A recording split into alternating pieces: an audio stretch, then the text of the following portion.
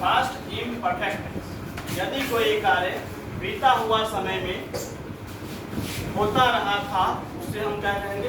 Past imperfect tense. ठीक है ना। पहचान क्रिया के अंत में रहा, रही, रहे के बाद था, थे या थी लगा होता है। क्या था? पहचान क्रिया के अंत में रहा, रही, रहे के बाद था, थे या थी लगा होता है। बनाने का नियम सब्जेक्ट प्लस वाज या were plus verb plus ING plus object. इसका जैसे में हो गया कि मैं आम खा रहा था, मैं आम खा रहा था। I was eating a mango, I was eating A mango.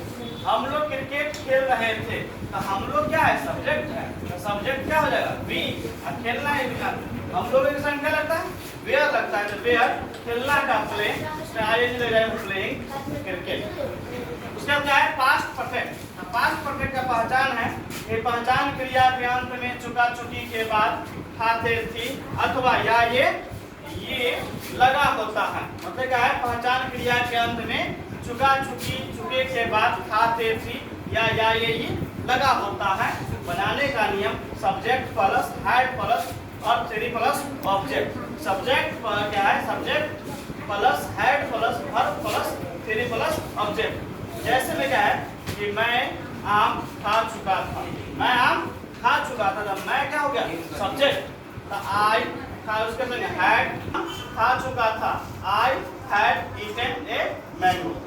उसका क्या है? मेरे आने से पहले वह सो चुका था। तो पहले क्या है कि वह सो चुका था, इस सेंटेंस का हम बनाएंगे। ठीक है ना। तो वह सो चुका था, he had slept.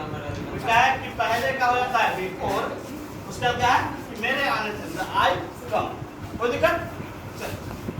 Past perfect continuous tense. इसकी पहचान होता है पहचान क्रिया के अंत में था, थे, थी के बाद रहा था, रही थी, रहे थे लगा होता है, के साथ समय भी लगा होता है। मतलब था, थे, थी के बाद रहा था, रही थी, रहे थे के बाद क्या है? मतलब के साथ समय भी लगा होता है। बनाने का नियम subject plus had been plus verb plus ING plus object plus और या सिंस प्लस टाइम। जैसे में क्या है कि मैं किताब पढ़ रहा था, मैं किताब पढ़ रहा था। I had been reading a book, मैं किताब पढ़ रहा था। I had been reading a book. वह 2 दिनों से स्कूल जा रहा था। He had been going to school. For क्या है कि 2 दिन का निश्चित समय नहीं है, इसके लिए फॉर। और अनिश्चित समय के लिए क्या लगाया जाता है? फॉर का। और निश्चित समय के लिए सिंस का प्रयोग करते हैं। तो 2 दिन क्या है? अनिश्चित समय है, हम इसके लिए क्या उपयोग करेंगे? For 2 days। ठीक है।